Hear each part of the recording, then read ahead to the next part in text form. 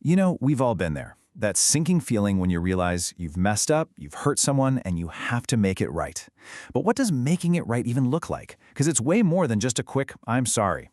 Today, we're going to walk through a really powerful framework for making amends that actually means something, all drawn from this incredible guide on taking personal responsibility. Okay, let's dive right in. This one sentence, this is basically the whole ballgame. It's not just a nice idea, it's a complete philosophy for how to do this. On one hand, it's a command. You have to take action, make direct amends. But then, bam, it gives you this absolutely critical boundary. Accept when to do so would injure them or others, and we are going to unpack exactly what that means. So here's our roadmap. First, we'll lay the foundation, getting into the right headspace. Then we'll talk about where to start, usually with family and work. After that, we hit the golden rule: do no harm. From there, we'll get into the really tough cases. And finally, we'll pull it all together to understand the true spirit behind all of this. All right, section 1. Before you can even think about making things right with other people, you have to get your own head on straight. That's the foundation. It's all about preparation, getting the right tools in your toolkit before you ever even open your mouth. And these 4 qualities, they're presented as totally essential, not just nice-to-haves. You need good judgment to figure out what to say. You need a careful sense of timing to know when to say it. You absolutely need courage to face what might be some pretty humiliating moments. And finally, prudence, which is just a fancy word for the wisdom to move carefully so you don't accidentally pour gasoline on the fire. So, this isn't about just rushing out the door in a flood of emotion. No, it starts with some quiet, careful thinking. You literally make a list and start sorting people into categories. See, some amends are straightforward. You can do them now. For others, telling the whole story would be way too damaging, so maybe only a partial amend is the right move. Some situations require you to wait, and in some cases, direct contact is just completely off the table. Okay, so you've got your list, you've sorted it out. Now what? Where do you actually begin? Well, the process usually kicks off with the people who are closest to us, the ones at home and the ones we see every day at work. And this right here shows a massive shift in how we approach this. I mean, we all know the classic hangover morning apology, right? It's full of self-pity, oh, I'm such a terrible person, and a whole lot of blaming everyone else. The new way is the total opposite. It's calm, it's sincere, and it's focused 100% on admitting our part, our defects, and the damage we caused. It's all about ownership, not deflection.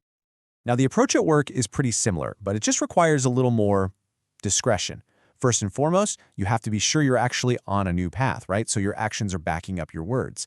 Then you can explain what you're trying to do, freely admit the harm, make a sincere apology, and, this is a big one, take real steps to repair the damage, even if it involves paying back money.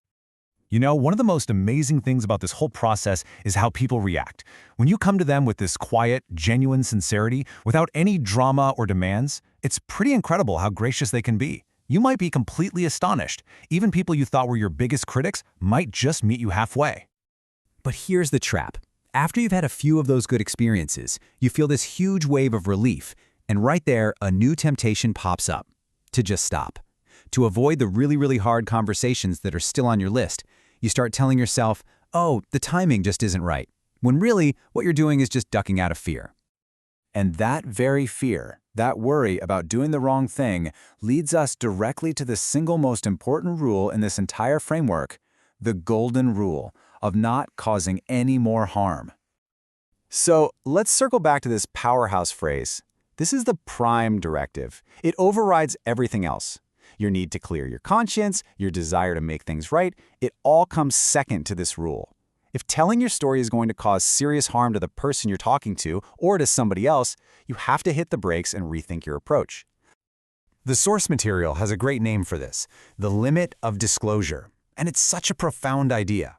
Making amends is not just about you getting something off your chest no matter what. You simply cannot buy your own peace of mind if the cost is someone else's pain. The whole point is healing for everyone involved, not just getting relief for yourself. And to make this super clear, the text gives some pretty stark examples.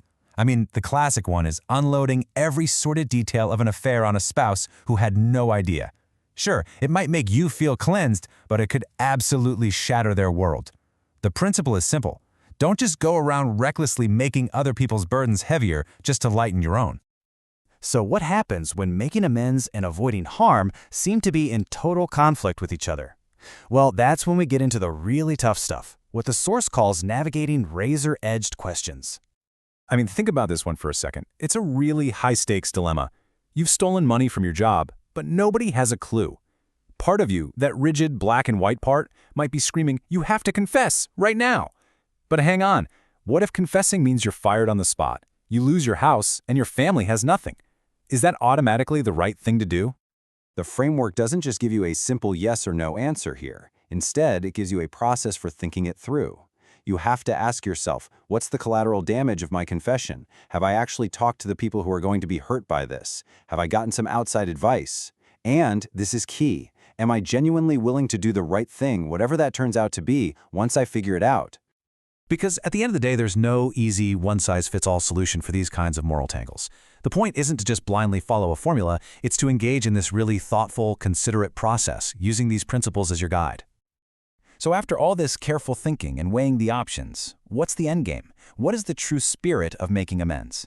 Because it's something that goes so much deeper than just saying you're sorry. And this brings us to what might be the most important final gut check. We talked about the difference between being prudent and just evading. After all the consideration is done, you have to be brutally honest with yourself. Am I holding off because it's genuinely the wise thing to do, or am I just scared of what's going to happen? This last quote just nails it. It perfectly captures the heart of this entire thing. It's this incredible, challenging balancing act, being completely ready to face the music for your own past actions, while at the exact same time, taking responsibility for protecting other people. Holding those two things together, that is the spirit of this work. And that kind of leaves us with one last question to chew on. When you think about this whole framework, all the courage, the prudence, and this deep consideration for other people, what does true responsibility really look like in our own lives? It's way more than a simple apology, isn't it? It's a real, dedicated practice of making things right.